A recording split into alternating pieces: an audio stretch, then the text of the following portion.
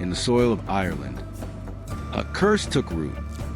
It claimed 1 million lives and drove another million across the unforgiving Atlantic.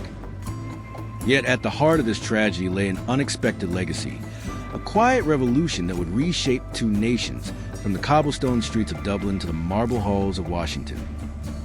This curse was not supernatural, but a microscopic organism, a potato blight known as Phytophthora infestans. Today, we trace the journey of this single speck of blight to see how it transformed a famine into an unstoppable force for political empowerment and, ultimately, freedom. In the mid-19th century, the potato was Ireland's lifeline. The rural poor depended on it almost exclusively for survival. It was a fragile balance. In August 1845, that balance was broken. The fungus, which had traveled from the Americas, arrived in Ireland. It spread with terrifying speed, turning green potato leaves into a rotting black. Overnight, healthy crops turned into a foul-smelling sludge. The famine had arrived. For the next 7 years, the Great Famine consumed Ireland. The sluggishness and inaction of the British rulers only added fuel to the fire. 1 million Irish died from starvation and disease. But millions more chose to escape. Coffin ships, that was the name the Irish gave to the vessels that carried them across the Atlantic. Conditions were horrific. Disease was rampant. Many died before they ever saw the New World. Millions of Irish, carrying with them both hatred and dreams, flooded into the United States. They were the survivors of the hunger, the first butterflies from this single spore of blight. They would go on to permanently alter the political map of America and a century later, ignite the fires of freedom in their distant homeland.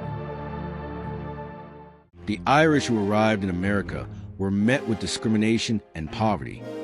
But they were resilient, numerous, and most importantly, they were united. They rose quickly in politics, taking control of America's great city machines. They built powerful dynasties, the most famous of which would become the Kennedy family. The rise of John F. Kennedy, an Irish Catholic, symbolized the immense success of this people at the very center of American power. The experience of the famine had seared a deep sense of national identity and hatred for their oppressors into their hearts. In America, they not only survived, but they became the powerful financial and political backers of an independent Ireland. A Celtic revival was taking place far from home. The movement for independence back in Ireland had never stopped. But now, with support from America, it had powerful backers. They sent money, they lobbied, and they secretly funded the Irish Republican Army, IRA. The trauma of the famine and the bitter memory of British rule was the movement's most potent fuel. These Irish Americans used their political influence and their passion for their homeland to shape America's policy toward Britain. In 1922, after centuries of oppression and a bloody struggle, Ireland finally won its freedom. That speck of potato blight from 1845 had, 77 years later, achieved its final butterfly effect in a way no one could have predicted: a nation's liberty. A single, invisible spore of blight. It destroyed a crop, triggered famine, and forced millions to flee across an ocean. In America, it forged a political landscape and built powerful dynasties. In Ireland, it fueled the fires of revolution and ultimately won a nation's freedom. We are forced to ask, if that potato blight had never arrived, what would the history of Ireland look like?